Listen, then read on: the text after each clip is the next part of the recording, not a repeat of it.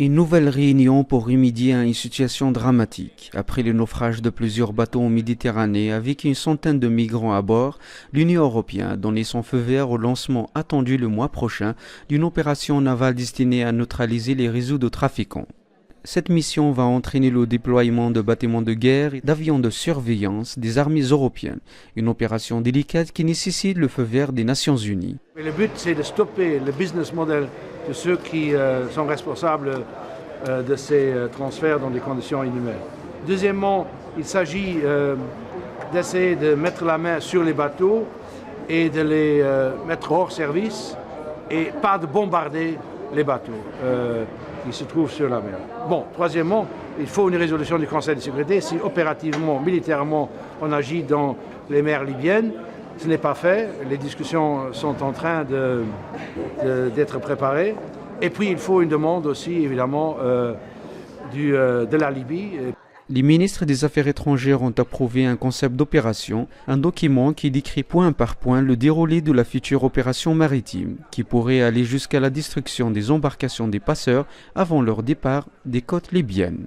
Mais nous souhaitons surtout mettre en œuvre ce qui a été décidé maintenant il y a un mois. Je crois qu'on s'est réunis assez rapidement après les drames que l'on avait connus au mois d'avril et on doit vraiment avancer.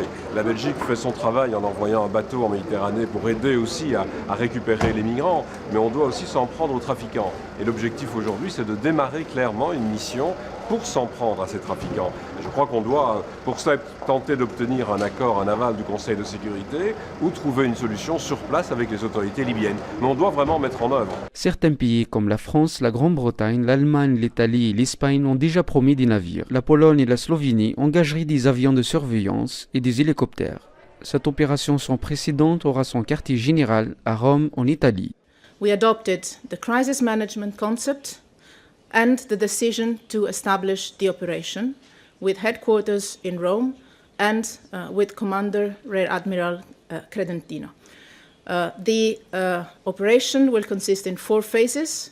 The decision we have just taken to establish the operation will be public, so we will have the text very shortly, if it's not just published.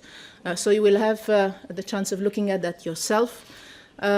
This will allow us to continue, to start the operational planning with the commander and in the headquarters, and to prepare for the launch of the operation itself. Pour rappel, cette année, l'opération italienne Mare Nostrum de sauvetage a été remplacée par Triton, une opération de surveillance des frontières moins importante. Petits passeurs et chefs de réseau, le grand commerce de la traite humaine au cœur de la Méditerranée, une triste réalité qui nécessite une réponse ferme et forte. Voilà ce qu'affirment les ministres des Affaires étrangères européens à l'issue de cette réunion. C'était Sofiane Hamadi pour l'E-Media News. Bruxelles.